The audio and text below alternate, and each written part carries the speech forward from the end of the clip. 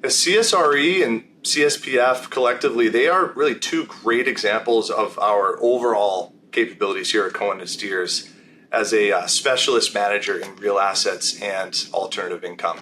If we look at CSRE first, our real estate active ETF, this reflects our over 38 years of innovation as an industry-leading real estate platform. That's what many of our clients know us for. And to your point, you're spot on. Investors often look to real estate as an income source. Just to give you a sense, if you look at U.S. REITs right now, they're yielding around 3.9% versus the S&P 500 yielding around 1.2 or so. But it's not just about income. If we look at the last 25 years, for example, listed real estate has delivered really strong returns as well. It's averaged around 9.9% annually versus 7.7% for the S&P 500. And at the same time, it's provided a lot of meaningful diversification benefits as well as inflation hedging properties as well. So there's a lot going on with REITs that we think present an attractive opportunity.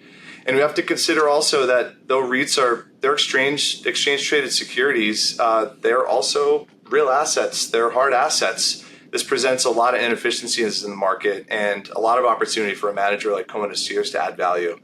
We look at both security selection and sector allocation and as major drivers of our alpha.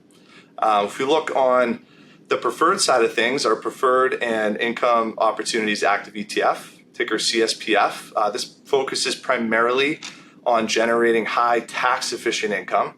If you look at most preferred securities, they pay QDI, right, qualified dividend income, which is taxed at a much, much lower rate of typically around 20% versus your typical taxable bond that's taxed as ordinary income, which is for top earners 37%.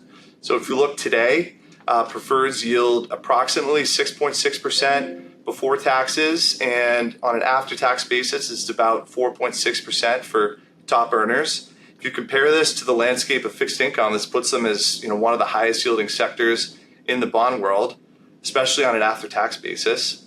They also offer a lot of diversification from a sector standpoint. They have low sector overlap to other areas such as investment grade bonds and high yield bonds. And they also have attractive correlations relative to other bond sectors as well, which we spend a lot of time talking about with our investors in terms of diversification in fixed income.